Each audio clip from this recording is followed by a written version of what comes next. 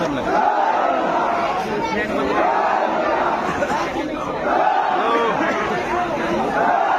এই রাস্তার উপরে সিল্লি শুনতে কলকাতা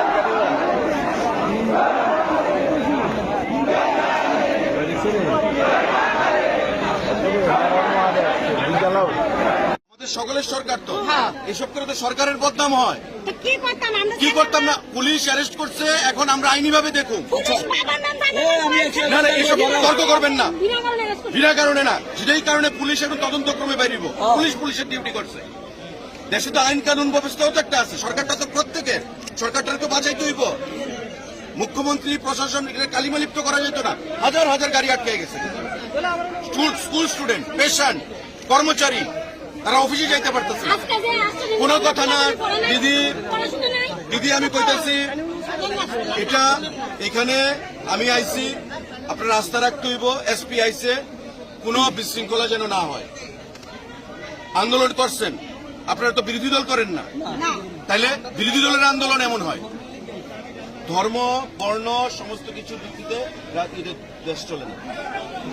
আমাদের শুনেন, যেটা হয়েছে আইনি ভাবে আমরা দেখব, পুলিশের কাজ করছে, আমরা এখন বাকিটা দেখব।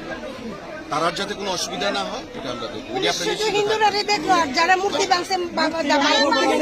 আমি নাট মন্দির করে দেবো, আমি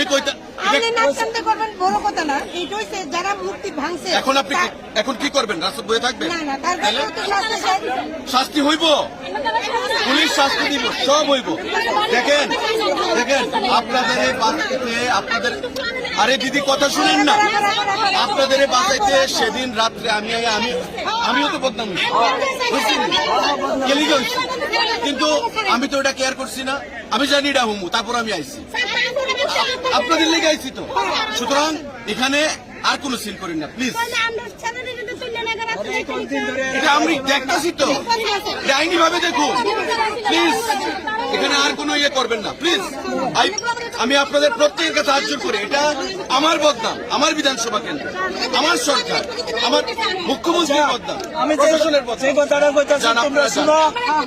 আমি যে কথাটা কইতাছি ঠিক আছে, শুনো। স্যারের কথা মানো, আপনারা কি বয়ে স্যারের কথা মানো, স্যারের কথা না মানলে তো না।